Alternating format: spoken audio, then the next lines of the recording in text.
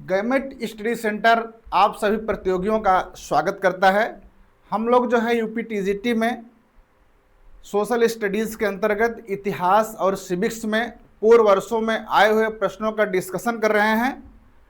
उसी कड़ी में हम लोग 2011 तक पहुंचे हुए हैं और आज जो है 2011 के प्रश्नों पर अंतिम क्लास है, जिसमें हम लोग जो है 41 से लेकर के 63 तक के प्रश्नों पर परिचर्चा करेंगे।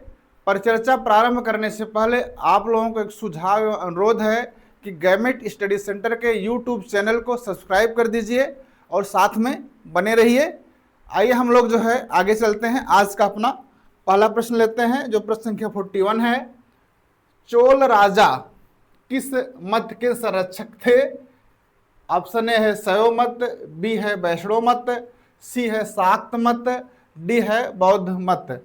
चोल शासक कौन से धर्म मानते थे, किस धर्म के अनुयायी थे? तो चोल शासक जो है शैव मत के, शिव के अनुयायी थे, इसलिए विकल्प ए इसमें सही है।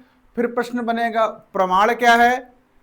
तो चोल शासकों ने जो है बहुत से शिव मंदिरों का निर्माण कराया, जिसे बृहदीश्वर का शिव मंदिर है। चोल शासकों ने उपाधियां ली जो शिव से संबंधित रही है, जैसे शिवपाद शेखर, एक किसकी उपाधि थी? राजराज प्रथम की। चोल शासकों ने शैव संतों को अपना राजगुरु बनाया, जैसे शैव संत थे ईशान शिव, इनको राजगुरु बनाया था अपना राजराज प्रथम ने। शैव संत थे सर्वशिव, जिनको जो है अपना गुरु बनाया था राजेंद्र प्रथम ने। इनके कुछ शासक हैं चोलों के, जिनके समय शैव भक्ति या शैव के प्रति इतना अधिक अनुराग था कि वैष्णव संत रामानुजाचार्य को जो है चोल राज्य छोड़ करके जाना पड़ा। बाद में विक्रम चोल के समय में वापस आए तो प्रश्न का उत्तर मिल गया है, लेकिन उससे जो नए प्रश्न जनरेट हो रहे हैं उन सबको भी आइए देखा जाए। चलिए, चोल शासक शैव मत के अनुयायी थे। चोल शासकों ने अनेक शिव मंदिरों का निर्माण करवाया। विजयालय ने, चोल शासक विजयालय हैं, चोलेश्वर मंदिर।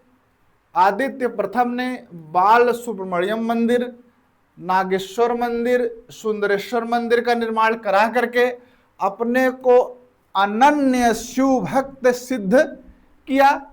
राजराज प्रथम ने तो शिवपाद शेखर की उपाधि धारण की और सबसे बड़े बृहदीश्वर मंदिर का निर्माण कराया। इसको वेरी वेरी इंपॉर्टेंट में डालिए, क्योंकि परीक्षा में बार बार पूछता है बृहदीश्वर मंदिर का निर्माण किसने करवाया। ठीक, कुलोत्तुंग प्रथम और कुलोत्तुंग द्वितीय के कट्टर शैव होने के कारण वैष्णव मतानुयायी विशिष्टाद्वैत के प्रतिपादक आचार्य रामानुजाचार्य को कुछ समय के लिए कांची छोड़कर होयसल राज्य में शरण लेना पड़ा।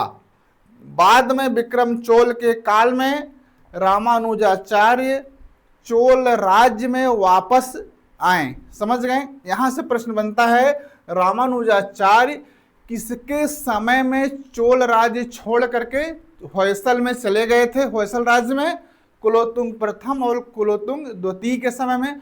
अगला प्रश्न बनता है किस चोल शासन काल में रामानुजाचार्य पुनः चोल साम्राज्य में आए? तो उत्तर है विक्रम चोल। कुलोत्तुंग द्वितीय के काल में शैव अतिवाद की पराकाष्ठा को प्राप्त हुआ। उसने चिदंबरम मंदिर में स्थापित गोविंदराज किसको कहते हैं? विष्णु को, की मूर्ति को समुद्र में फेंकवा दिया। कालांतर में रामानुजाचार्य ने इस मूर्ति को तिरुपति मंदिर में स्थापित करवाया। प्रश्न बनता है कुलोत्तुंग द्वितीय ने जब जो है गोविंदराज की प्रतिमा को, मूर्ति को समुद्र में फेंकवा दिया था, फिर से तिरुपति मंदिर में किसने स्थापित करवाया? उत्तर बनेगा रामानुजाचार्य। चोल शासकों ने शैव संतों को अपना गुरु बनाया, बात हुई थी। राजराज प्रथम ने राजगुरु ईशान शिव को, राजेंद्र चोल ने किसको बनाया था? सर्वशिव को। राजेंद्र प्रथम ने गंगा तट के अनेक शैव संतों को लाकर अपने राज्य के विभिन्न भागों में उनको स्थापित किया, मतलब उनको निवास प्रदान किया। अगर पूछेगा गंगा तट के शैव संतों को दक्षिण में कौन ले गया? राजेंद्र प्रथम ने। शैव भक्त गीतों को मंदिरों में गाया जाता था। इन गीतों को जो शैव गीत मंदिरों में गाए जाते थे उसके संकलन करता है अंडार नंबित है। इसी समय उत्तर तथा दक्षिण के शैव सिद्धांतों में समन्वय स्थापित किया गया। इस समय शैव वैष्णव बौद्ध धर्म का विकास हुआ। इस समय शैव के साथ में वैष्णव जैन और बौद्ध धर्म का भी विकास हुआ था। ये था जो हम लोग बात कर रहे थे कि चोल शासक किस मत के संरक्षक थे, उसके संबंध में प्रमाण और अन्य जो प्रश्न हैं वो। अगला प्रश्न है 42। दिल्ली सल्तनत का पहला संप्रभु, यह संप्रभुता संपन्न शासक था। विकल्प 1 कुतुबुद्दीन ऐबक, विकल्प 2 है आराम शाह, विकल्प 3 इल्तुतमिश, विकल्प 4 है या डी है नसीरुद्दीन शाह। ABCD हमने पढ़ा। देखिए पहला शासक तो कौन था? कुतुबुद्दीन ऐबक, 1206 से 1210 तक ना। इसने जो है शासन किया, अपनी राजधानी किसको बनाया? लाहौर को बनाया। और इसने स्वयं को कभी सुल्तान नहीं कहा, सुल्तान की उपाधि नहीं धारण की। यह जो है मलिक और सिपह सालार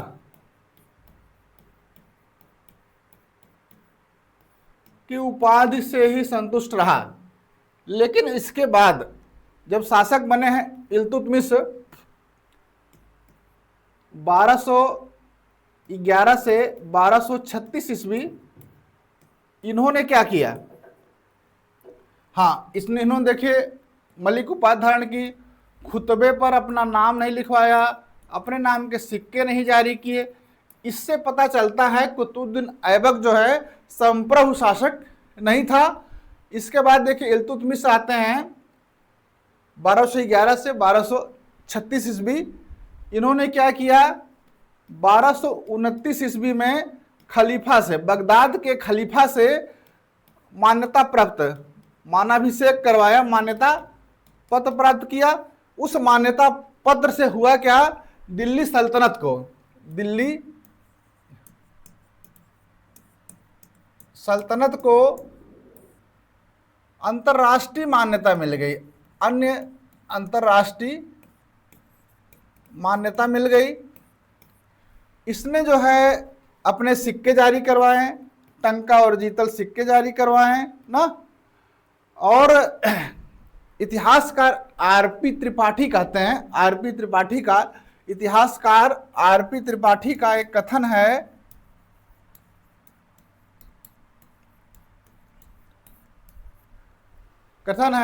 भारत में मुस्लिम संप्रभुता का वास्तव में जो प्रारंभ होता है वह इल्तुतमिश से होता है।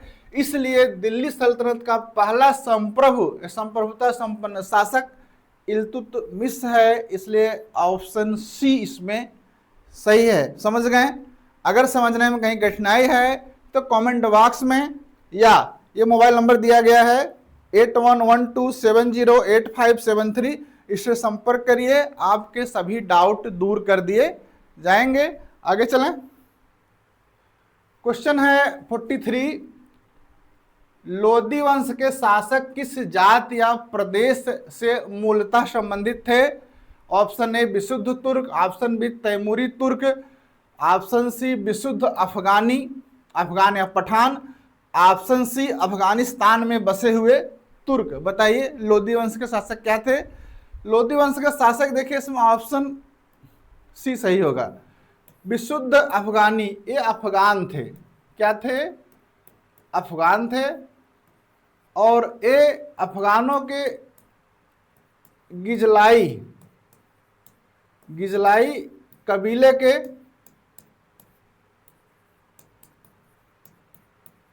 साहू खेल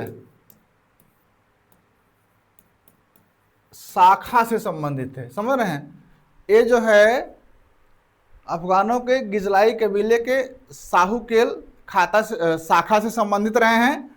अब आइए देख लेते हैं कि जो ये अफगान थे जिनसे लोदी वंश का निर्माण हुआ, वो कब आए हैं और सबसे पहले किसने इनका उपयोग किया है, किसने सेना में भर्ती किया है, उन सबको अच्छे से समझ लेते हैं। लोदी वंश पहला अफगान वंश था जिसने दिल्ली पर शासन किया। दूसरा अफगान वंश कौन है जिसने दिल्ली पर शासन किया? दिमाग पर जोर डालिए, शेर शाह सूरी।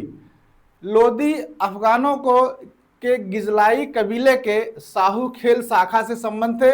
समस्त लोदी मूल रूप से घोड़े के व्यापारी थे। आइए, अफगान शब्द की उत्पत्ति फारसी से है जिसका अर्थ होता है रोना। फारसी इतिहासकारों ने बहलोल लोदी के काल में अफगानों के आगमन की तुलना चींटियों और टिड्डियों के दल से की। अफगानों की वीरता एवं युद्ध की प्रवृत्ति का सर्वप्रथम उपयोग महमूद गजनवी ने किया। उन्हें अपनी सेना में भर्ती किया। ये वीर थे, इनकी वीरता का सर्वप्रथम उपयोग किसने किया? महमूद गजनवी ने किया। इनको क्या किया? अपनी सेना में भर्ती किया। भारत में अफगानों को महत्व पहले पहल सुल्तान नसीरुद्दीन महमूद शाह, एक कब से कब तक थे? 1246 से 1266 के काल में मिलता है। उन्हें सेना में भारी संख्या में बड़े पैमाने पर इन अफगानों को सेना में भर्ती करते हैं नसीरुद्दीन महमूद शाह। 1260 ईस्वी में बलबन ने 3000 अफगानों की नियुक्त मेवातियों से लड़ने के लिए किया। इस समय अफगानों की सख्त प्रभाव में विरुद्ध मेवातियों से लड़ने के लिए बलबन की एक है रक्त और लौह की नीति ना, तो मेवातियों से लड़ने के लिए उन्होंने नीति अपनाई थी और 3000 अफगानों को सेना में भर्ती किया था ताकि मेवातियों का दमन किया जा सके, जो लूट पाट करके उसके राज्य में अशांति फैला रहे थे। मोहम्मद बिन तुगलक के काल में अफगान इतने शक्तिशाली हो गए कि वो केंद्रीय सत्ता के खिलाफ विद्रोह करने लगे। अतः उसने राज्य के सभी अफगानों को बंदी बनाए जाने का आदेश दिया। फिरोज शाह तुगलक ने एक अफगान को बिहार का सूबेदार बनाया था। उसके पश्चात दोआब के फौजदार दौलत खां लोदी 1412 से 1414 ने सच्चे अर्थों में दिल्ली का शासन किया था। खिज्र खां, सैयद वंश के खिज्र खां 1414 से 1421 के काल में बड़ी तादाद में नुहानी, नियाजी, लोदी जैसे अफगान भारत में आए। अफगान बड़ी मात्रा में किसके समय में आए थे? नुहानी हो गए, सूर हो गए, नियाजी हो गए, लोदी हो गए खिजरका के समय में। फिर देखिए बहलोल लोदी ने लोदी वंश की स्थापना की। उसके बाद सिकंदर लोदी, फिर इब्राहिम लोदी 1526 तक। 1526 में पानीपत का प्रथम युद्ध होता है और फिर मुगल वंश की स्थापना होती है। तो आपने समझ लिया लोदी वंश की उत्पत्ति के संबंध में। आगे चलें। क्वेश्चन नंबर है 44। अलाउद्दीन खिलजी द्वारा बाजार नियंत्रण व्यवस्था या आर्थिक अधिनियमों के पीछे मुख्य उद्देश्य था। ऑप्शन ए जन कल्याण, ऑप्शन बी सीमित वेतन में अपने सैनिकों को संतुष्ट रखना, ऑप्शन सी हिंदू सौदागरों और व्यापारियों पर नियंत्रण रखना, ऑप्शन डी अवैध व्यापारिक गतिविधियों को प्रतिबंधित करने के लिए। एक पूछ रहा है अलाउद्दीन खिलजी ने जो बाजार नियंत्रण व्यवस्था या आर्थिक विनियमन जारी किए थे उसका उद्देश्य क्या है, आइए इसको समझा जाए। अलाउद्दीन खिलजी के, ये लिख दे रहे हैं, अलाउद्दीन खिलजी के राजत्व को समझिए। समझ रहे हैं? इस राजत्व में 3 बिंदु हैं मुख्य रूप से। एक है निरंकुशता, दूसरा है धर्म एवं राजनीति का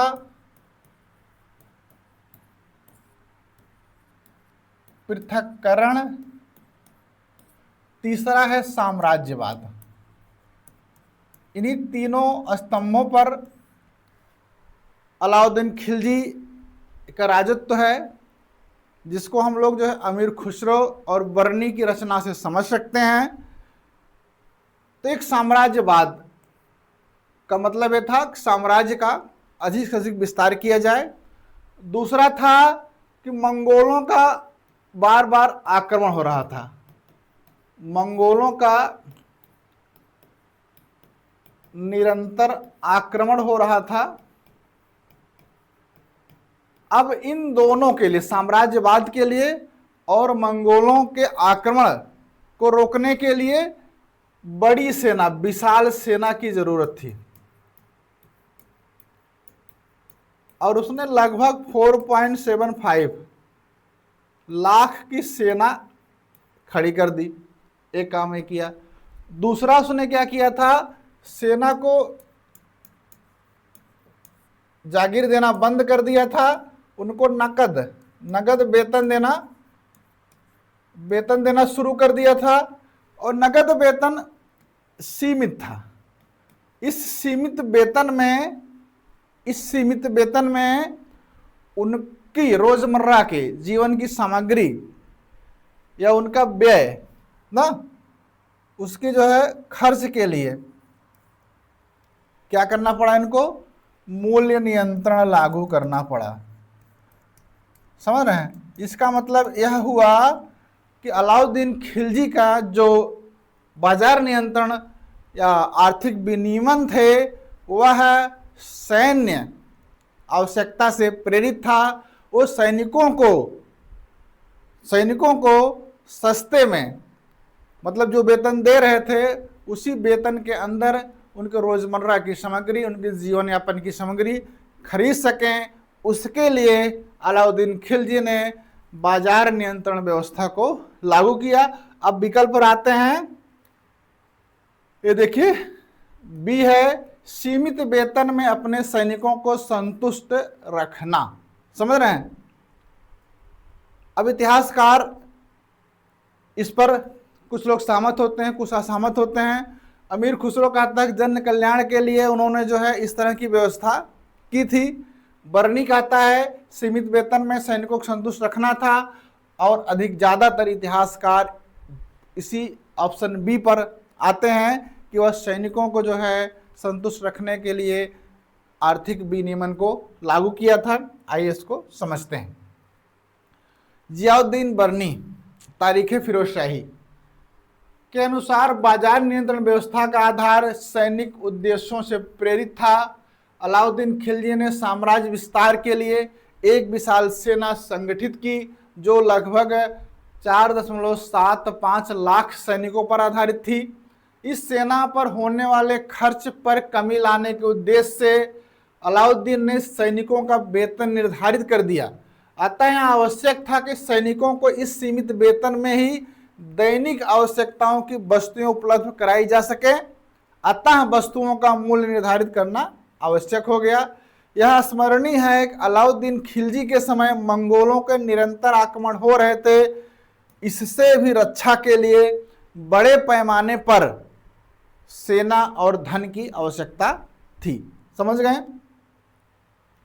इस तरह से अलाउद्दीन का उद्देश्य राजकोष पर अधिक बोझ डाले बिना अपनी सैनिक आवश्यकताओं को पूरा करना था। हमीदुद्दीन की खैरुल मजालिस पुस्तक है, हमीदुद्दीन की खैरुल मजालिस भी इसी उद्देश्य के लिए मूल्यों के निर्धारण की बात करता है। इस विचार से सहमति आधुनिक इतिहासकार के.एस. लाल और इरफान हबीब करते हैं। इसके विपरीत अमीर खुसरो की रचना है खजाइनुल फुतूह। क्या है? खजाइनुल फुतूह के अनुसार अलाउद्दीन का उद्देश्य आम प्रजा को राहत पहुंचाना था। मोहम्मद हबीब, के निजामी, बीपी सक्सेना ने इसे अधिक मान्य बताया। लेकिन अगर देखा जाए क्षेत्र कहाँ कहाँ इसको लागू किया गया था, तो उससे क्लियर होता है कि जहां जहां पर सैनिक जमावड़ा या सैनिकों की संख्या अधिक थी वहां वहां लागू किया गया था। इसलिए ये सामान्य प्रजा या जन कल्याण के उद्देश्य से नहीं थी। इन विचारों में बाजार नियंत्रण व्यवस्था, सैनिक आवश्यकता से प्रेरित योजना का विचार सर्वाधिक मान्य है। परीक्षा में जाइएगा तो उसी विकल्प बी पर ही टिक लगाइएगा जो सैनिक आवश्यकता की बात करता है। क्वेश्चन है मोहम्मद बिन तुगलक, क्वेश्चन नंबर 45 है, मोहम्मद बिन तुगलक द्वारा सांकेतिक मुद्रा का प्रचलन संबंधी प्रयोग किस कारण विफल सिद्ध हुआ? विफलता की बात कर रहा है। ऑप्शन ए विदेशी व्यापारियों द्वारा सांकेतिक मुद्रा स्वीकार न करना, ऑप्शन बी व्यापक स्तर पर नकली सिक्कों की ढलाई, ऑप्शन सी सांकेतिक सिक्कों का घटियापन, ऑप्शन डी सांकेतिक मुद्रा को गलाकर धातु के रूप में उपयोग। आइए इसको समझा जाए। अलाओ मोहम्मद बिन तुगलक की बात हो रही है, MBT लिख देते हैं 60 में ना। इन्होंने 1330 ईस्वी में क्या किया? सांकेतिक मुद्रा या प्रतीक मुद्रा या टोकन करेंसी, समझ गए? हमारे यहाँ जो आज मुद्रा चलती है, जो रुपया है, वो टोकन करेंसी है ना। सरकार की संप्रभुता से जो है उसको चलाया जाता है। सरकार उसको मान्यता देती है कि 100 रुपये की जो नोट है उसका मूल्य 100 रुपये है, 500 रुपये की जो नोट है उसका मूल्य 500 रुपये है। उसी तरह MBT ने, मोहम्मद बिन तुगलक ने भी किया। और उस समय जो टंका चल रहा था, टंका किस धातु का था? चांदी का। उसके स्थान पर उसने क्या किया? टोकन करेंसी जारी की। टोकन करेंसी किस धातु की थी, इस पर इतिहासकारों में मतभेद है और अंतिम मान्यता यह है कि कांसे। किसकी बनी थी? कांसे की बनी थी। अब यह है कि उसने क्यों जारी किया ना, क्या आवश्यकता पड़ी कि इसने जारी किया? हुआ क्या था, अंतरराष्ट्रीय स्तर पर जो है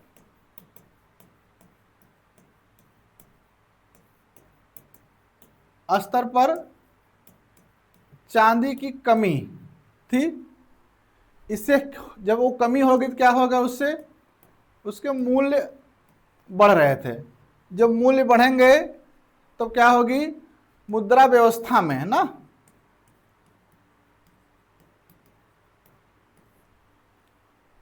मुद्रा व्यवस्था गड़बड़ाएगी। अतः इस मुद्रा व्यवस्था में कोई गड़बड़ी ना हो, कोई संकट ना आए, तो MBT ने क्या किया कि चांदी को संरक्षित करने, चांदी का भंडारण करने लगा ना। और चांदी का भंडारण करें जिससे राज्य में चांदी की कमी ना हो, तो उसके स्थान पर उसने क्या किया? टोकन करेंसी TC जारी कर दी। उसके स्थान पर उन्होंने क्या किया? टोकन करेंसी जारी किया।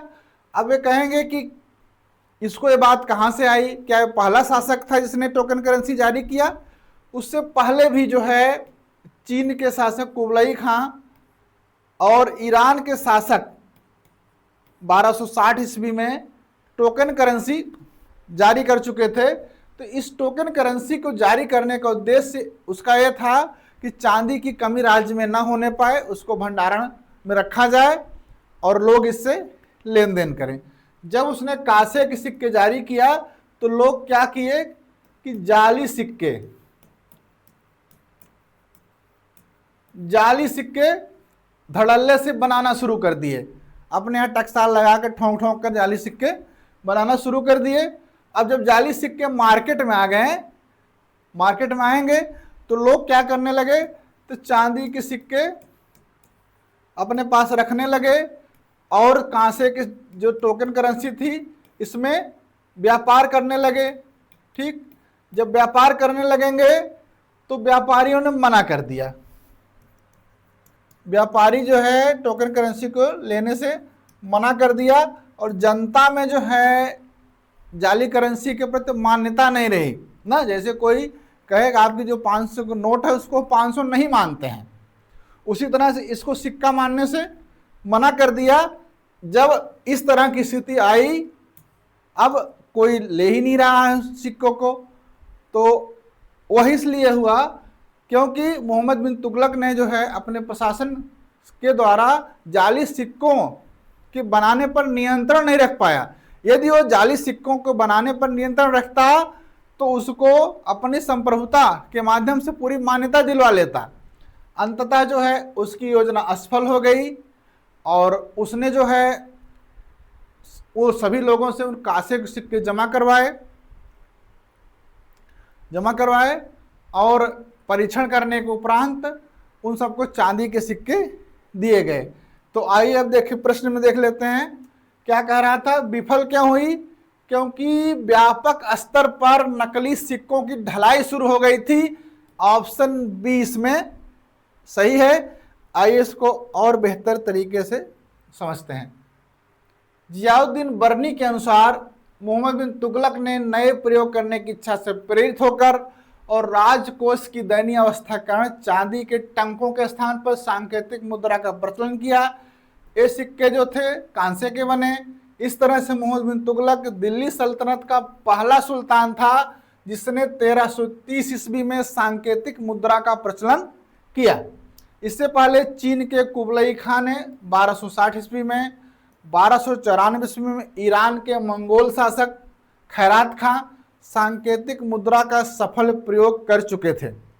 आधुनिक इतिहासकारों के अनुसार अंतर्राष्ट्रीय बाजार में चांदी के अभाव के कारण इस धातु का मूल्य निरंतर बढ़ रहा था, जिसके कारण मुद्रा प्रणाली में असंतुलन की संभावना थी। इसीलिए चांदी के भंडार सुरक्षित रखने और उसके स्थान पर सांकेतिक मुद्रा जारी करने का आदेश सुल्तान मोहम्मद बिन तुगलक ने दिया। मोहम्मद बिन तुगलक की इस योजना का अंत असफलता में हुआ, जैसे अन्य योजनाएं असफल हुई। बाजार में जाली सिक्के काफी अधिक प्रचलित हो गए। बेईमान लोगों ने फायदे के लिए सिक्कों की नकल आरंभ कर दी और स्थिति गंभीर हो गई। लोगों ने चांदी के सिक्के जमा करने शुरू कर दिए और प्रतीक मुद्रा में भुगतान पर जोर दिया, परंतु जाली सिक्कों के कारण प्रतीक मुद्रा में लोगों का विश्वास न रहा। विदेशी व्यापारियों ने इन सिक्कों को लेने से मना कर दिया। अंततः मोहम्मद बिन तुगलक को यह योजना वापस लेनी पड़ी। उसने प्रतीक मुद्रा के बदले चांदी का भुगतान भी कर दिया ताकि जनता को हानि ना हो, मगर राजकोष से पर इससे व्यापक दुष्प्रभाव पड़ा।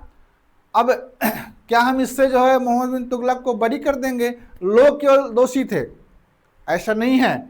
कुछ इतिहासकारों ने मोहम्मद बिन तुगलक ने इस बात का दोषी ठहराया कि उसने सांकेतिक मुद्रा के प्रचलन के समय इस बात पर ध्यान नहीं दिया कि सिक्कों की नकल बनाना आम आदमी के लिए कठिन हो जाए। यही उसकी असफलता का मुख्य कारण था। समझ में आया? आगे चलें। चलिए, क्वेश्चन है 46। फिरोज शाह तुगलक ने किसकी स्मृति चिरस्थायी रखने के लिए जौनपुर नगर की स्थापना की? ऑप्शन ए है गयासुद्दीन तुगलक, बी है अलाउद्दीन खिलजी, सी है मोहम्मद बिन तुगलक, डी है गयासुद्दीन बलबन। तो फिरोज शाह तुगलक ने 1359-60 में गोमती नदी के किनारे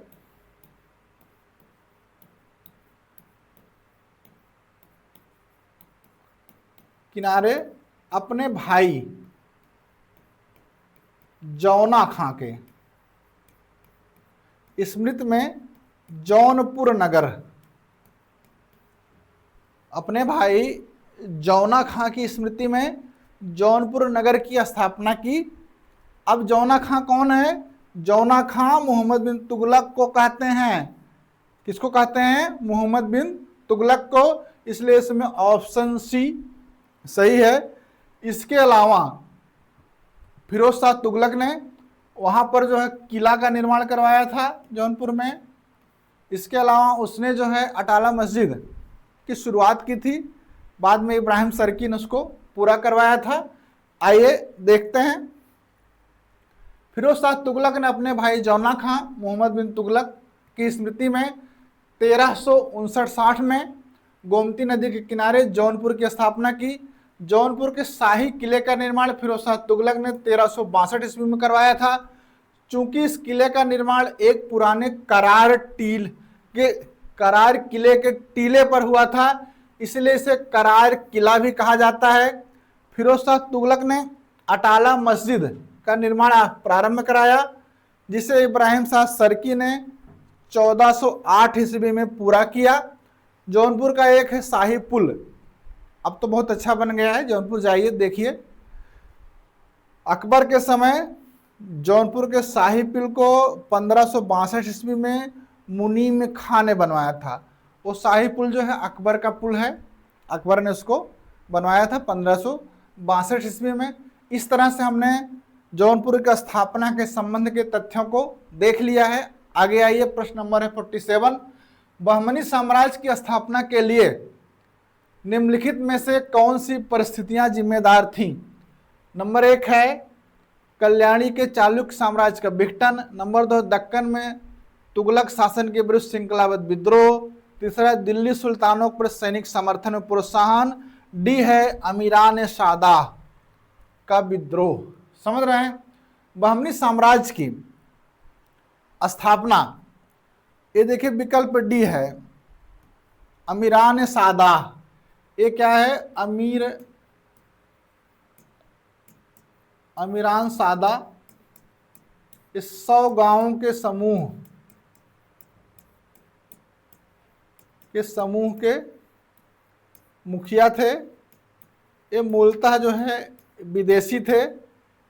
इन लोगों ने जो है अलाउद्दीन बहमन शाह के साथ मिल करके 1347 ईस्वी में बहमनी साम्राज्य की स्थापना करवाई। इसलिए इसमें विकल्प डी है अमीरान सादाह का विद्रोह। इसमें एक विकल्प है दक्कन में मुगल शासन के विरुद्ध श्रृंखलाबद्ध विद्रोह तो हो रहा था ना, और उस विद्रोह में विजयनगर की स्थापना हुई। अब बात केवल बहमनी की हो रही है, तो अमीरान सादा इनके नेतृत्व में जो विद्रोह हुआ था उससे बहमनी की स्थापना हुई थी। आइए देखते हैं। दक्कन में अमीरान सदा या अमीरान सदा जो 100 गांवों के समूह पर नियुक्त विदेशी अमीरों के विद्रोह के परिणाम स्वरूप मोहम्मद बिन तुगलक के शासनकाल के अंतिम दिनों में बहमनी साम्राज्य का स्थापना की। हसन गंगू या जफर खां नामक सरदार अबुल हसन मुजफ्फर अलाउद्दीन बहमद शाह की उपाधि धारण करके 1347 ईस्वी में सिंहासन रूढ़ हुआ और बहमनी साम्राज्य की स्थापना की। उसने गुलबर्गा को अपनी नवस्थापित साम्राज्य की राजधानी बनाया। उसका नाम आसानाबाद रखा, गुलबर्गा का। उसने शासन के लिए साम्राज्य को 4 तरफों अथवा प्रांतों में विभाजित किया, जिसमें गुलबर्गा, दौलताबाद, बरार, बीदर। प्रत्येक प्रांत एक शासक के अधीन था। गुलबर्गा का तरफ सबसे महत्वपूर्ण था, इसमें बीजापुर सम्मिलित था। चलें, बहमन शाह ने दक्षिण के हिंदू शासकों को अपने अधीन किया तथा अपने अनुयायियों को पद और जागीर प्रदान करने की नवीन प्रथा प्रारंभ की। उसने हिंदुओं से जजिया न लेने का आदेश दिया। अपने शासन के अंतिम दिनों में बहमन शाह ने दाबुल पर अधिकार किया, जो पश्चिमी समुद्र तट पर बहमनी साम्राज्य का सबसे महत्वपूर्ण बंदरगाह था। दाबुल कहा जाता है कि उसने जो है बहमन शाह की उपाधि क्यों ली, उसके संबंध में कई बातें हैं। कहा जाता है कि वह अर्ध पौराणिक ईरानी योद्धा बहमन शाह का वंशज मानता था। कुछ लोग ये मानते हैं। कुछ जनश्रुतियों के अनुसार बहमन शाह एक ब्राह्मण ने उसको आश्रय दिया था। ब्राह्मण से बहमन निकलता है, इसलिए उसने बहमन शाह की उपाधि ली। जनश्रुतियों के अनुसार बहमन शाह उसके ब्राह्मण आश्रयदाता गंगू के प्रति आदर को प्रकट करने के लिए बहमन शाह की उपाधि धारण की थी। आगे चलें। क्वेश्चन नंबर है 48। बहमनी साम्राज्य और विजयनगर साम्राज्य के मध्य शत्रुता से संबंधित कौन सा विवादग्रस्त क्षेत्र था? ऑप्शन है तेलंगाना, बी गोवा, सी मुदगल का दुर्ग, डी रायचूर दोआब। समझ रहे हैं? तो अब आप देखिए विजयनगर, इसकी स्थापना कब हुई थी? 1336 ईस्वी में। और देखिए बहमनी 1347 ईस्वी में।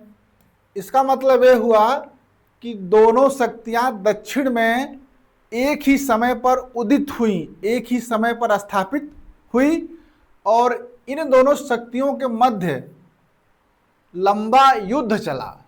समझ रहे हैं? और इस युद्ध का जो केंद्र था, इस युद्ध का जो केंद्र था कृष्णा और तुंगभद्रा नदी के मध्य में था। केंद्र कहां पर था? कृष्णा एवं तुंगभद्रा नदी के मध्य में था। और इसी जो कृष्णा और तुंगभद्रा नदी के मध्य का जो क्षेत्र है, जो दोआब है, उसको कहते हैं रायचूर दोआब। समझ में आया? कृष्णा और तुंगभद्रा नदियों के मध्य का जो दोआब है, जो क्षेत्र है, उसको क्या कहते हैं? रायचूर दोआब। अब देखिए विकल्प ऑप्शन डी रायचूर दोआब। प्रश्न पूछता है विवादग्रस्त क्षेत्र था तो रायचूर दोआब। लेकिन विवाद के कारण क्या थे, इन सबको समझना है तो आपको जो है गैमेट स्टडी सेंटर के प्लेलिस्ट पीजीटी पर जाना होगा। वर्ष 2004 की जो पुनर्परीक्षा की दूसरी क्लास है, उसके क्वेश्चन नंबर 40 को देखिए तो एक एक बिंदु स्पष्ट हो जाएगा, जो आपको बताएगा कि वास्तविक कारण क्या था। रायचूर दोआब पर अधिकार क्यों करना चाहते थे? क्या वो पहले से जो संघर्ष चल रहे थे उसी की कड़ी थी, या उसी का आगे बढ़ा हुआ भाग था? उसको आप समझिए यहां जाकर के। आगे आइए। बहमनी साम्राज्य में अफाकी लोग कौन थे? ऑप्शन है ईरान, इराक, तुर्कियों, अरब देशों से आए हुए मुसलमान अप्रवासी। ऑप्शन बी बहमनी साम्राज्य में रहने वाले विदेशी व्यापारी। ऑप्शन सी इस्लाम धर्म अंगीकार करने वाले दक्षिण भारतीय लोग। ऑप्शन डी बहमनी दरबार के शिया अमीर। क्या थे इसमें? इसमें देखिए ऑप्शन ए सही होगा। ईरान, इराक, तुर्कियों, अरब देशों से आए हुए मुसलमान आप्रवासी थे, जिन्होंने अलाउद्दीन बहमन शाह को स्वतंत्र शासक बनाने में महत्वपूर्ण भूमिका निभाई। स्वतंत्र शासक बनाने में महत्वपूर्ण भूमिका निभाई, एक काम किया। दूसरा, इन लोग जो है राज्य में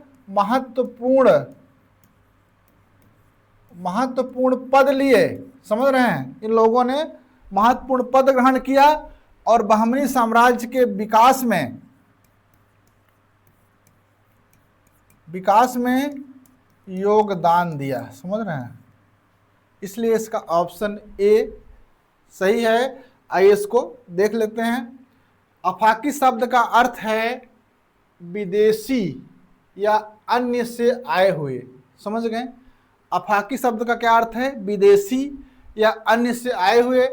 इन्हें कभी कभी मुस्लिम दक्कनी या मुस्लिम बाहरी कहा जाता है। भारत में समृद्धि की तलाश में विभिन्न पश्चिमी एशियाई देशों से आए विदेशी अफाकी या परदेशी कहलाए। क्लियर हुआ? ये अफाकी ईरान, तुर्की, मध्य एशिया, अफगानिस्तान, अन्य अरब देशों से मुख्यतः सैनिक या व्यापारी के रूप में दक्कन में आए। इन अफाकियों ने अलाउद्दीन बहमन शाह को स्वतंत्र शासक बनाने में महत्वपूर्ण भूमिका निभाई। साम्राज्य में शासन के महत्वपूर्ण पदों पर नियुक्त किए गए इन अफाकियों ने बहमनी साम्राज्य के विकास में महत्वपूर्ण योगदान दिया। क्लियर हुआ? आगे चलें। चलिए, क्वेश्चन नंबर है 50। औरंगजेब द्वारा किस अंतिम दक्कनी राज्य को मुगल साम्राज्य में शामिल किया गया? ऑप्शन ए बीजापुर है, ऑप्शन बी अहमदनगर है, ऑप्शन सी गोलकुंडा है, ऑप्शन डी क्या है? बरार है ना। देखिए, औरंगजेब के समय में दक्कन के दो राज्य जो है सम्मिलित हुए थे। एक था बीजापुर, दूसरा था गोलकुंडा। समझ में आया? और औरंगजेब ने 1686 ईस्वी में बीजापुर को सम्मिलित किया था, 1687 ईस्वी में गोलकुंडा को मुगल राज में सम्मिलित किया था। इसलिए अंतिम कह रहा है ना, अंतिम तो गोलकुंडा होगा, जो ऑप्शन सी में है। इसको आपको टिक करना है। आइए समझते हैं। 22 सितंबर 1686 को अंतिम आदिल शाही सुल्तान सिकंदर आदिल शाह ने औरंगजेब के सामने आत्मसमर्पण कर दिया। फलस्वरूप बीजापुर का मुगल साम्राज्य में विलय कर लिया गया। औरंगजेब ने सिकंदर आदिल शाह का स्वागत किया, उसे खान का पद, खान की उपाधि दी और 1 लाख रुपया वार्षिक पेंशन की व्यवस्था कर दी। बीजापुर को साम्राज्य में मिलाने के बाद औरंगजेब ने 1686 ईस्वी में ही शहजादा शाह आलम को गोलकुंडा पर आक्रमण करने के लिए भेजा, क्योंकि गोलकुंडा को साम्राज्य में मिलाकर ही वह निष्कंटक रूप से मराठों से संघर्ष करना चाहता था। समझ रहे हैं गोलकुंडा को मिलाना क्यों जरूरी था? क्योंकि मराठों से संघर्ष करना था, मराठों को औरंगजेब को अपने आधिपत्य में लाना था, इसलिए यह जरूरी था। इसके अतिरिक्त गोलकुंडा विश्व भर में हीरा बिक्री का एक महत्वपूर्ण बाजार था, बहुत बड़ा हीरा मंडी था। 1887 में औरंगजेब ने स्वयं गोलकुंडा पर आक्रमण करके किले का घेरा डाल दिया, किंतु 8 महीने के घेरा के बाद भी मुगलों को कोई सफलता नहीं मिली। अंत में औरंगजेब ने अब्दुल्ला गनी नामक एक अफगान को लालच देकर, बहुत पैसा दे करके अपनी ओर मिला लिया और उसने अपने मालिक से विश्वासघात करके किले का फाटक खोल दिया और मुगलों ने किले को जीतकर अक्टूबर 1687 में गोलकुंडा को मुगल साम्राज्य में मिला लिया। समझ रहे हैं? कहा जाता है कि औरंगजेब ने गोलकुंडा के किलों को उसी तरह सोने की कुंजियों से खोला जिस तरह से अकबर ने असीरगढ़ के किले को जीता था। असीरगढ़ के किले की कहानी आप लोगों ने पढ़ा होगा। असीरगढ़ के किले की कहानी, जिसको 1601 ईस्वी में अकबर के अंतिम विजय के रूप में आता है। वहाँ का जो शासक था मीरन बहादुर, उसने क्या किया, असीरगढ़ किले में अपनी सुरक्षा का प्रबंध किया और अकबर ने बहुत प्रयास के बाद भी उसको विजित करने में सफलता नहीं मिल रही थी, तो उसने वहाँ के लोगों को, वहाँ के सैनिकों को पैसा देकर अपने पक्ष में मिलाया। उसी तरह से औरंगजेब ने अब्दुल्ला गनी को पैसा देकर के, लालच देकर अपने पक्ष में मिलाया। इसका मतलब पैसा, सोना, उसके द्वारा ही जो है यहाँ के किले खुले हैं। अगर पैसा या सोना नहीं होता तो किले नहीं खुलते। इसीलिए कहते हैं कि सोने की कुंजी बनवा कर नहीं गया था, सोना दिया इसलिए ताला खुला। किसका? किले का ताला खुला। समझ में आया?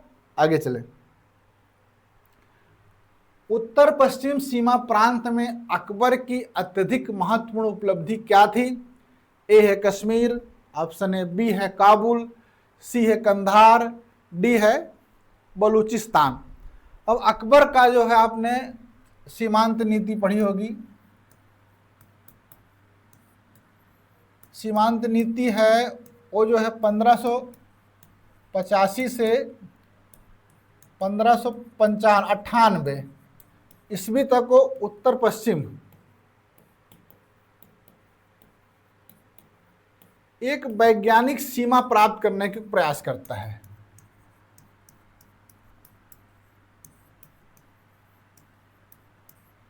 अब प्रश्न है कि वैज्ञानिक सीमा क्यों प्राप्त करना चाहता है?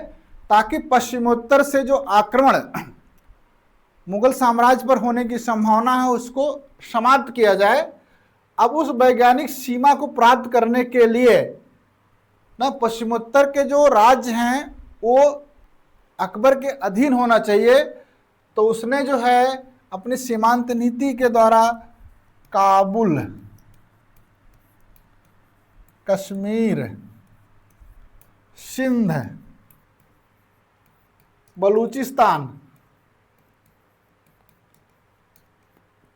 पर अधिकार करके अपने राज्य में मिला लिया। और इसी कड़ी में 1595 में उसने कंधार को भी अपने राज्य में मिलाया। जब उसने कंधार को अपने राज्य में मिलाया तब वह जो वैज्ञानिक सीमा, समझ रहे हैं, जिस वैज्ञानिक सीमा को प्राप्त करना चाहता था तब अकबर को प्राप्त हुई। इसीलिए कहा जाता है अकबर की अत्यधिक महत्वपूर्ण उपलब्धि क्या थी, कंधार को अपने राज्य में मिलाना, ताकि वो पश्चिमोत्तर की जिस वैज्ञानिक सीमा को प्राप्त करना चाहता था उसको प्राप्त कर सके, उसको प्राप्त किया। आइए देखते हैं। 1585 से 1598 ईस्वी के बीच अकबर ने पश्चिमोत्तर सीमांत के सुदृढ़ीकरण पर ध्यान दिया। इस अवधि उसने अपनी राजधानी लाहौर में स्थापित की ताकि व्यक्तिगत रूप से इस क्षेत्र की समस्याओं पर ध्यान दे सके। अकबर इस क्षेत्र में एक वैज्ञानिक सीमा प्राप्त करना चाहता था। इसके लिए कश्मीर से सिंध तक फैले क्षेत्र पर विजय अनिवार्य थी। उसने काबुल पर 1585 ईस्वी में, कश्मीर पर 1586 ईस्वी में, सिंध पर 1591 ईस्वी में विजय हासिल के अपने राज्य में मिलाया। कंधार 1558 में मुगलों के हाथ से निकल गया था। फिर 1595 में ईरानी सूबेदार मुजफ्फर हुसैन मिर्जा ने मुगल सूबेदार शाहबेग के स्वेच्छा से कंधार का किला दे दिया। कंधार पर विजय के बाद मुगलों ने वैज्ञानिक सीमा प्राप्त कर ली। इसीलिए पश्चिमोत्तर में कंधार की विजय अकबर के लिए सबसे महत्वपूर्ण विजय थी। आगे चलें। क्वेश्चन है 52। सुप्रसिद्ध कृति तबकात अकबरी की रचना किसने की थी? ऑप्शन ए है ख्वाजा निजामुद्दीन अहमद, ऑप्शन बी है बदायूनी, ऑप्शन सी है अबुल फजल, ऑप्शन डी है ख्वांद मीर। ना, इनको अमीर अखबार की उपाधि प्राप्त थी ख्वांद मीर को। ख्वाजा निजामुद्दीन अहमद ने तबकाते अकबरी की रचना की थी। ऑप्शन ए इसमें सही है। तबकाते अकबरी को तारीख निजामी भी कहते हैं। क्या कहते हैं? तारीख ए निजामी भी कहते हैं। क्यों कहते हैं? क्योंकि इसकी एक उपाधि थी निजामी। समझ गए? ये जो है निजामुद्दीन अहमद अकबर के समय में मीर बख्शी पद पर था। मीर बख्शी सेना का प्रमुख अधिकारी होता है ना, के पद पर था। इसने ही जो है खलीफा के षड्यंत्र का वर्णन किया है। खलीफा के षड्यंत्र का, खलीफा के षड्यंत्र का वर्णन का मतलब यह हुआ, बाबर के बाद जब हुमायूं को गद्दी पर बैठाने के समय आया तो खलीफा ने जो है मेहदी ख्वाजा को गद्दी पर बैठाने की कोशिश की थी। इसी को खलीफा का षड्यंत्र कहते हैं। बदायूनी की पुस्तक आपको पता होनी चाहिए। बदायूनी की पुस्तक है, क्या कौन सी पुस्तक है? हाँ, मुंतखब तवारीख अबुल फजल की, अकबरनामा 3 भागों में, उसका अंतिम भाग आईने अकबरी है। आइए इसको समझते हैं। तबकाते अकबरी या तारीख निजामी की रचना ख्वाजा निजामुद्दीन अहमद ने की। यह पुस्तक अकबर के शासनकाल के 39वें वर्ष तक का इतिहास बताती। इसका उपनाम निजामी था। अकबर का मीर बख्शी था। निजामुद्दीन अहमद ने ही खलीफा के षड्यंत्र का उल्लेख किया है। वह बताता है कि बाबर के पश्चात निजामुद्दीन मीर खलीफा हुमायूं के स्थान पर मेहदी ख्वाजा को बादशाह बनाना चाहता था ना, लेकिन बाद में जो है इस षड्यंत्र का भंडाफोड़ हो गया और हुमायूं शासक बना। बदायूनी निजामुद्दीन अहमद को अपना सबसे अच्छा मित्र मानता था। समझ रहे हैं? अब्दुल कादिर बदायूनी। क्वेश्चन नंबर 53 है, मुगल शासन व्यवस्था के संदर्भ में निम्नलिखित कौन सा कथन सत्य नहीं है? असत्य कथन पूछ रहा है। ए है, मुगल शासन व्यवस्था मुख्यतः एक सैनिक शासन था। बी है, यह एक केंद्रीभूत निरंकुशवाद एक तंत्रवाद था। सी है, सम्राट को इस्लामी परंपराओं का पालन करना पड़ता था। डी है, सम्राट द्वारा मंत्रियों से परामर्श लेना आवश्यक नहीं था। मुगल शासन व्यवस्था विभिन्न रूपों में होते हुए भी अपने सैनिक स्वरूप को बनाए रखी थी, इसलिए बात तो सही है। दूसरा यह है, केंद्रीभूत निरंकुशवाद एक तंत्रवाद था, क्योंकि सम्राट या बादशाह में सब शक्तियां निहित थी, तो यह बात भी सही है।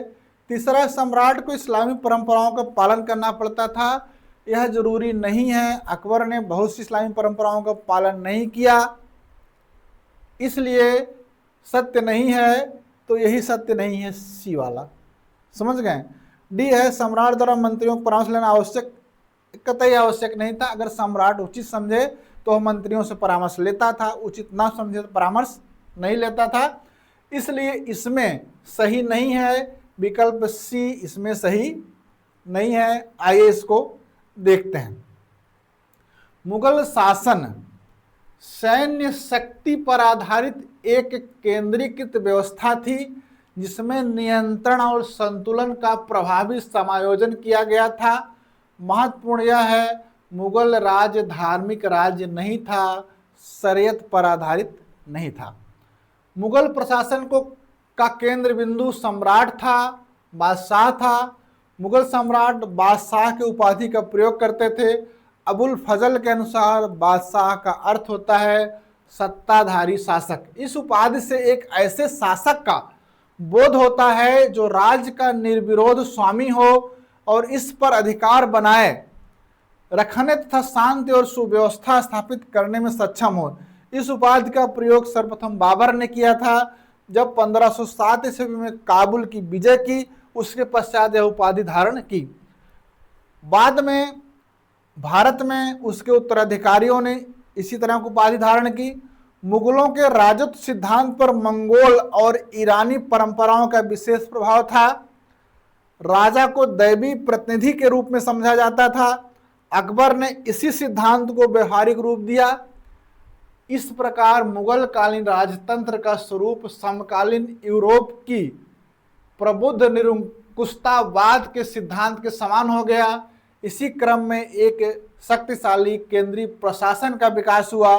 मुगल प्रशासनिक मॉडल का संस्थापक अकबर था। उसके द्वारा स्थापित मॉडल मामूली परिवर्तनों के साथ आगे भी चलता रहा। अकबर ने विभिन्न विभागों के बीच शक्तियों का विभाजन सिद्धांत को लागू किया, सेपरेशन ऑफ पावर को लागू किया। यद्यपि मुगल बादशाह निरंकुश थे, किंतु उनकी निरंकुशता प्रबुद्ध थी, जिसमें अकबर का स्थान सर्वोपरि था। अकबर ने स्वयं कहा था, खुदा की परछाई होने के कारण हम लेते कम हैं पर देते बहुत अधिक हैं। सर्वप्रथम अकबर ने ही फारसी को मुगल दरबार की राजभाषा बनाया था। एक प्रश्न मान लीजिए कभी पूछ लेता है, फारसी को मुगल दरबार की राजभाषा किसने बनाया? तो अकबर ने। अब आपके समझ में आ गया होगा। आगे बढ़ते हैं। क्वेश्चन है 54। मुगल साम्राज्य में प्रांतों में विभाजन पहली बार किसने किया था? Option A Babar, B Humayun, C Jahangir, D Akbar. देखिए, मुगल साम्राज्य को जो प्रांतों या सूबों में सर्वप्रथम विभाजन किया था अकबर ने। किसने किया था? अकबर ने। इसलिए ऑप्शन देखिए डी क्या है? अकबर। अकबर ने कब किया था? 1580 में किया था। और उन्होंने प्रारंभ में अपने जो है पूरे साम्राज्य को 12 सूबों में बांटा था। बाद में 3 राज्यों को और मिलाया। वो कौन से? दक्षिण के राज्य थे खानदेश, बरार, समझ रहे हैं? खानदेश, बरार, अहमदनगर। अहमदनगर को मिलाने से सूबों की संख्या 15 हो गई। ये अकबर के समय की बात है, समझ रहे हैं? फिर जहांगीर के समय में 2 और सूबे बढ़ते हैं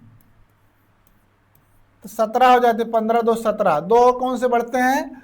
उड़ीसा और थट्टा बढ़ता है। उड़ीसा व थट्टा।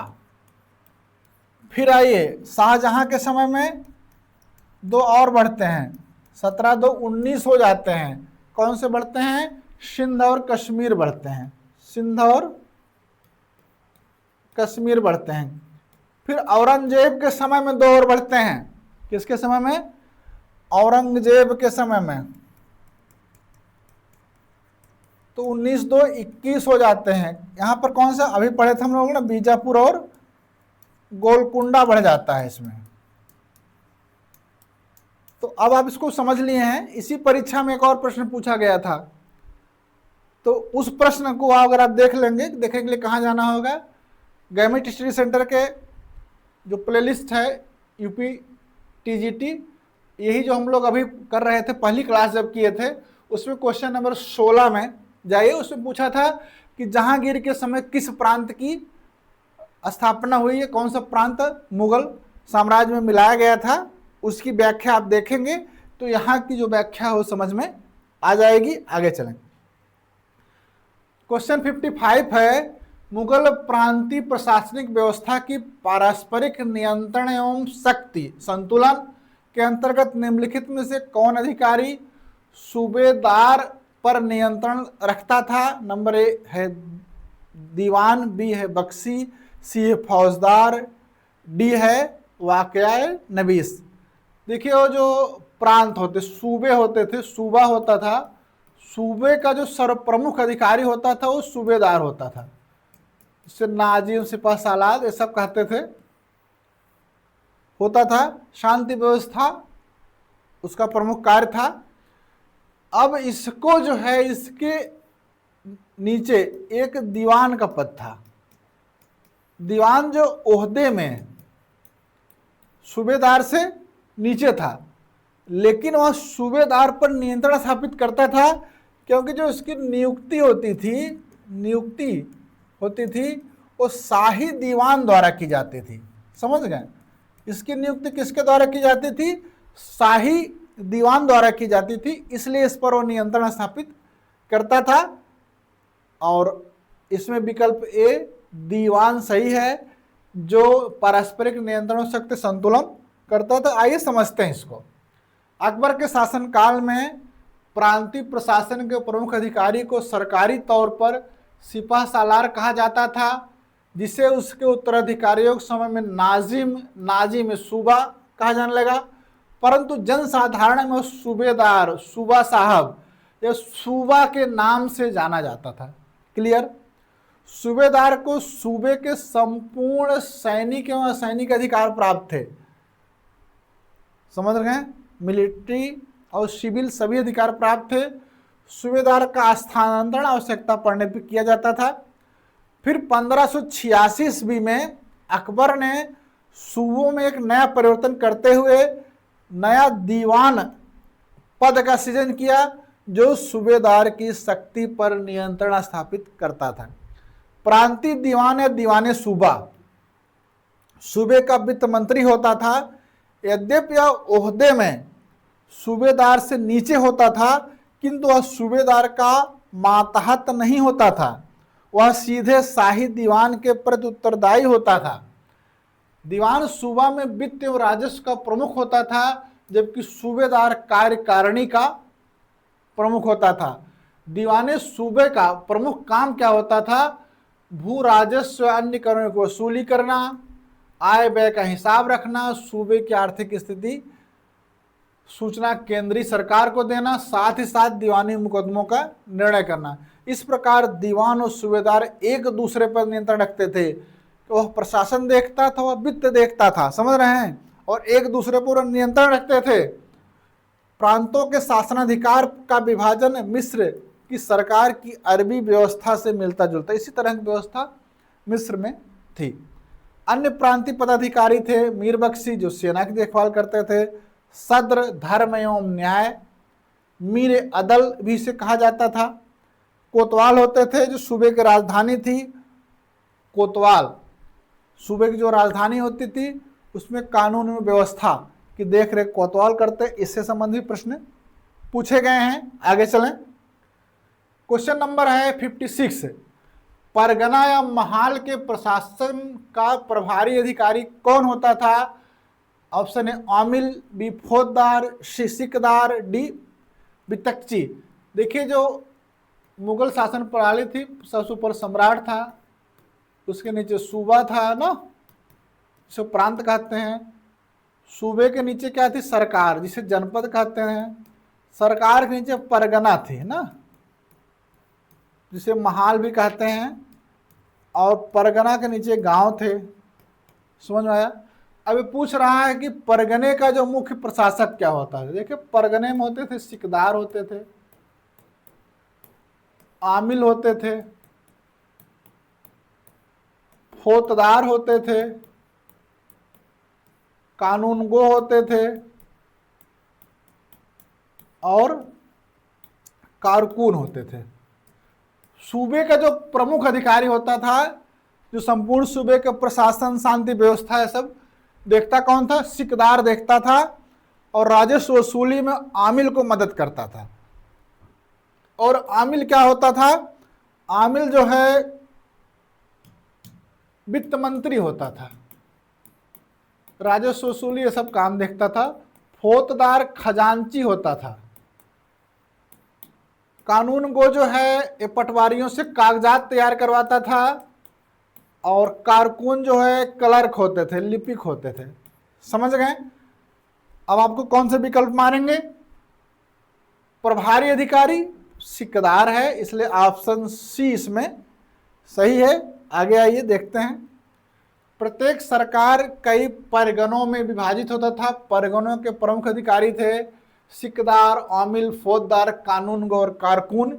सिकदार यह परगने का प्रमुख अधिकारी होता था।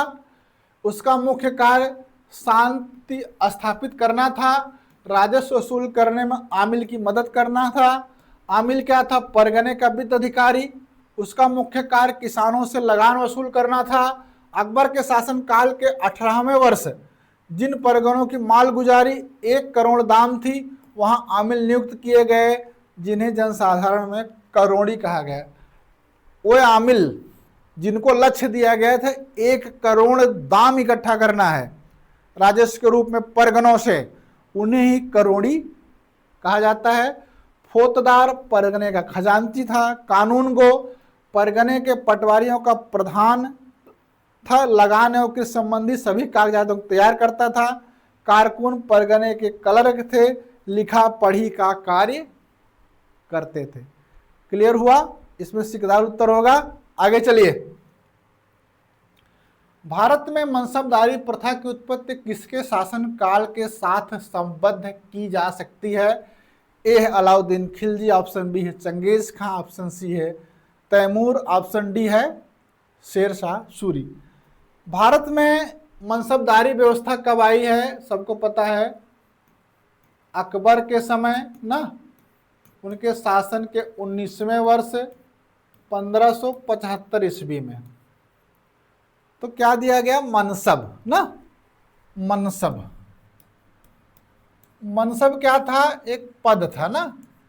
बाद में जात और सवार भी दिए जाने लगे। दिए जाने लगे कि नहीं? हाँ। तो जब ये दिए जाने लगे तो जात और सवार जो पद दिए जाते थे वो संख्याओं में दिए जाते थे। संख्याओं में दिए गए, संख्याओं में दिए गए, मतलब 5000 जात, 5000 सवार, 5000 जात, 3000 सवार ना, इस तरह से दिए गए। ये जो संख्याएं होती थी ये किस पर आधारित थी? दशमलव पद्धति पर, दशमलव पद्धति पर। और ये दशमलव पद्धति जो है मध्य एशिया के मंगोल शासकों से ली गई थी, और वो मंगोल शासक थे चंगेज खां। कौन थे मंगोल शासक? चंगेज खां थे। अब इस प्रश्न को समझिए, किससे संबद्ध की जा सकती है? ऑप्शन बी देखिए, चंगेज खां से, विकल्प बी। समझ रहे हैं? इसके बारे में और जानना है तो आपको गवर्नमेंट स्टडी सेंटर के ही प्लेलिस्ट यूपी टीजीटी पर जाना होगा। वर्ष 2004 की निरस्त परीक्षा का पहली क्लास की क्वेश्चन नंबर 8 पे जाइए और स्पष्टता आपकी बढ़ेगी। आइए हम लोग चलते हैं क्वेश्चन नंबर 58 पर। किसने सफलतापूर्वक विद्रोह करके जहांगीर को अपने सैनिक कैंप में बंदी बना लिया था? Option A Khurram, option B Mahabat Khan, option C Khusro Khan, option D Asaf खां।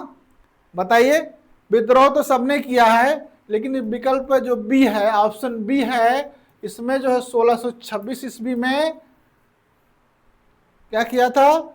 जहांगीर को अपने कैंप में बंदी बनाया था। इसका उद्देश्य क्या था? ताकि जहांगीर को नूरजहां और जुंटा उन सब गुटों से मुक्त किया जा सके। आइए इसको समझते हैं।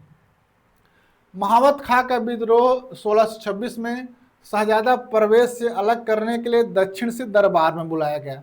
दक्षिण में भेजा गया था, लेकिन यहाँ दरबार में जहांगीर के कान भरे गए। वह शहजादा परवेज से मिल जाएगा और शहजादा परवेज जो है गद्दी के उत्तराधिकारी बनने लगे, इसलिए महावत खां को अलग किया जाए।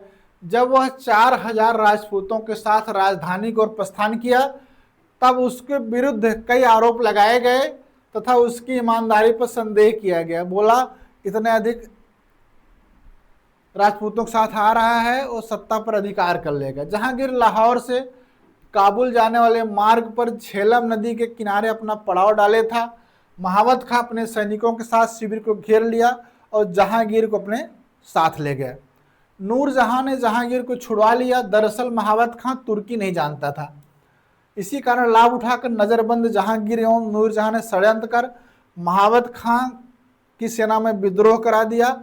महावत खां भागकर मेवाड़ पहुंचा और उसके बाद वो दक्कन में शाहजहां के पास चला गया। इसमें महावत खां था उत्तर। आगे चलें। क्वेश्चन 59 है, मुस्लिम कानून का प्रतिपादन करने के लिए निम्नलिखित में से कौन उत्तरदायी था?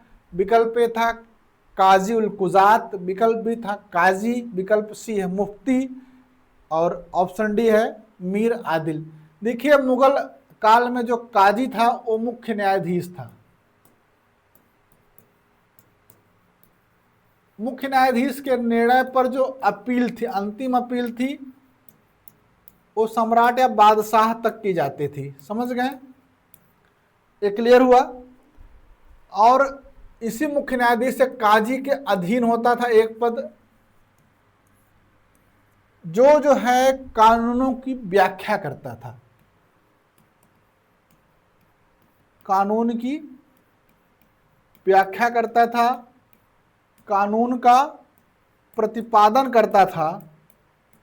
वह था मुफ्ती। समझ रहे हैं? मुस्लिम कानूनों की व्याख्या और प्रतिपादन का अधिकार किसके पास था? मुफ्ती के पास था। इसलिए ऑप्शन सी इसमें सही है। आइए देखते हैं। मुगल काल में काजी उल कुजात न्याय विभाग का प्रमुख था, साम्राज्य का मुख्य न्यायाधीश होता था। हालांकि अपील की अंतिम अदालत बादशाह था। काजी का सहायक कानूनों का व्याख्याकार मुफ्ती था। इसे वकील सरह भी कहते हैं। मुफ्ती मुस्लिम कानूनों का प्रतिपादन करने के लिए उत्तरदायी था। इसका एक नाम और याद रखिएगा, वकील ए सरह। एक और क्या नाम था? वकील ए शरह। समझ गए? आगे चले। क्वेश्चन नंबर 60 है, अकबर ने किस घटना के स्मरणार्थ फतेहपुर सीकरी की स्थापना की थी? नंबर ए, बाबर द्वारा खानवा की विजय, बी है शेख सलीम चिश्ती के आशीर्वाद से सलीम का जन्म, सी है गुजरात विजय, डी है हल्दी घाटी के युद्ध में मुगलों की विजय। अकबर ने 1572-73 ईस्वी में गुजरात की विजय की। गुजरात की विजय के पास जो आगरा के पास था सीकरी, समझ रहे हैं? यहीं पर सीकरी के स्थान पर फतेहपुर सीकरी, सीकरी की स्थापना की और इसका जो जामा मस्जिद थी उसका जो एक दरवाजा था, गेट था, उसको बुलंद करवाया, ऊंचा करवाया और बुलंद दरवाजे का निर्माण करवाया। बुलंद दरवाजे का निर्माण हो, चाहे फतेहपुर सीकरी का हो, दोनों अकबर के गुजरात विजय से संबंधित है, इसलिए ऑप्शन सी इसमें सही है। इसको और क्लियर आपको समझना है तो आपको क्या करना है, गवर्नमेंट स्टडी सेंटर के यूट्यूब चैनल के प्लेलिस्ट यूपीटीजीटी जाइए, वर्ष 2010 के पहली क्लास के क्वेश्चन नंबर 4 में जाइए, सांगोपांग वर्णन है, उसको देख लीजिए। आगे चलते हैं। नंबर है 61, अकबर कालीन किन भवनों की स्थापत्य योजना को बौद्ध स्थापत्य से प्रेरणा मिली है? ए है फतेहपुर सीकरी का पंचमहल, बी है सिकंदरा में अकबर का मकबरा, सी है उपर्युक्त ए और बी दोनों, डी है फतेहपुर सीकरी में इबादत खाना। अकबर का देखिए जो पंचमहल है ये नालंदा के बौद्ध विहार से प्रेरित है। अकबर का जो सिकंदरा में मकबरा है उस पर हिंदू, ईसाई, बौद्ध, चीनी इत्यादि जो है स्थापत्य कलाओं से उसको प्रेरणा मिली है, तो इसीलिए इसमें विकल्प सी ए और बी दोनों सही है। आइए इसको देखते हैं। फतेहपुर सीकरी के पंचमहल का निर्माण नालंदा के बौद्ध विहारों की प्रेरणा पर आधारित है। इसका निर्माण स्तंभों पर हुआ है। सिकंदरा के बहिस्ताबाद में अवस्थित अकबर के मकबरे का निर्माण अकबर ने प्रारंभ कराया था, जहांगीर ने उसको पूर्ण कराया। यह मकबरा जहांगीर के काल में निर्मित पहली इमारती संरचना है। यह मकबरा पिरामिड के आकार का है, गुंबद नहीं है। परीक्षा में बहुत बार पूछा जाता है कौन सा मकबरा है जिसमें गुंबद नहीं है, पिरामिड के आकार का है, तो अकबर का मकबरा है जो सिकंदर में है।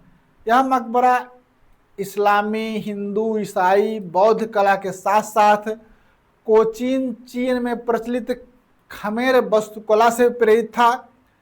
यह 5 मंजिला है, 1 2 3 4 5 मंजिला है, लेकिन पहली मंजिल पर ही की जो कब्र बनी है, 5 मंजिला में कब्र बनाई गई थी। जो पहली मंजिल जो कब्र है ना वही वास्तविक है, शेष जो है वास्तविक नहीं है। आपने सुना होगा जाट नेता थे राजा राम ने 1691 ईस्वी में इस मकबरे को खोदकर अकबर की अस्थियों को बाहर निकाला और हिंदी रीति रिवाज से चिता पर रखकर जला दिया। जब जो है ये माना गया कि औरंगजेब हिंदुओं को बलात् जो है मुस्लिम इस्लाम धर्म में स्थानांतरित कर रहा है, तो उससे क्रुद्ध होकर के जाट नेता राजा राम ने कहा रुको, तुम वर्तमान हिंदुओं को मुस्लिम बना रहे हो, तो रुको हम तुम्हारे परदादा को ही हिंदू बना देते हैं। और उसने क्या किया, सिकंदरा में उसकी जो अस्थियां थी कब्र में, मकबरे में, उसको निकाला और जला दिया। समझ में आया? आगे चलें। क्वेश्चन नंबर 62 है, ईस्ट इंडिया कंपनी को किस लोकप्रिय नाम से जाना जाता था? ए है company of merchant of London, B है जान कंपनी, सी है कंपनी ऑफ इंटरपोलस, डी है जाब चारनाक कंपनी। देखो 1599 में लंदन में क्या हुआ, 217 सौदागरों का एक ग्रुप, 217 सौदागरों के ग्रुप था जिसका नाम था merchants of adventure, merchants of adventures था। इसने जो है जॉन मेयर की अध्यक्षता में पूर्व के साथ व्यापार करने के लिए एक कंपनी बनाई। ठीक, उसका नाम क्या था, the governor and the company of merchants of London trading into the east Indies कौन सी कंपनी बनाई? The governor and the company of merchants of London trading into the east बनवाई। इसी कंपनी को 31 दिसंबर 1600 में ब्रिटेन की महारानी एलिजाबेथ प्रथम ने 15 वर्षों के लिए चार्टर प्रदान किया भारत सहित पूर्व के देशों के साथ व्यापार करने के लिए। तो कौन सी कंपनी है? The governor and company of merchant of London trading into the east. लोग पूछते थे कौन सी कंपनी को मान्यता मिली, बताते थे the governor and the company of merchant of London trading into east. इतना बड़ा नाम था ना, फिर जो कोई पूछता था इतना बड़ा नाम लेना पड़ता था, तो फिर लोगों ने कहा वह कंपनी जो जॉन मेयर के अध्यक्षता बनाई गई थी, वह कंपनी कौन सी कंपनी? John company. किसके अध्यक्षता बनी? जॉन मेयर की। कौन कंपनी? John company. कौन सी कंपनी? John company. ये देखिए, इसलिए विकल्प बी है जॉन कंपनी। क्लियर हुआ? आगे चलें। चलिए, क्वेश्चन नंबर 63 है, भारत में थियोसॉफिकल सोसाइटी को सफलता लोकप्रियता किसके कारण प्राप्त हुई? नंबर है 1 मैडम HP ब्लॉटस्की, 2 है कर्नल HS ऑलकॉट, सी है विलियम क्रूक्स, डी है श्रीमती NA बेसेंट ना। बात हो रही थियोसॉफिकल सोसाइटी की। इसी प्रश्न क्वेश्चन नंबर 1 में इस प्रश्न को भी समझा जा सकता है।